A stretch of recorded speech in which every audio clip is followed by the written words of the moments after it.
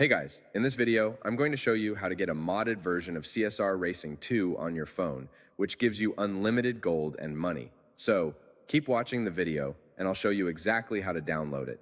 It actually works, and it's super crazy. So, if you like to play CSR Racing 2, then you probably wouldn't mind a modded version of the game, which I'm going to show you guys exactly how to download in this video. Just keep watching, it's going to work for you. Basically, all you have to do in CSR Racing 2++ is to simply type your desired amount of gold and money.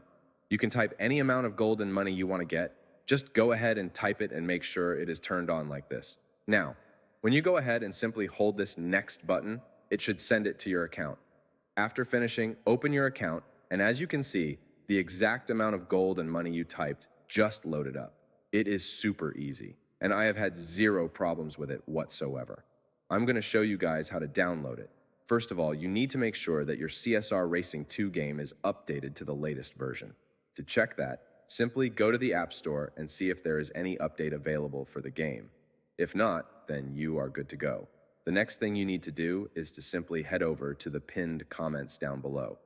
There, I explain exactly where you can get CSR Racing 2++.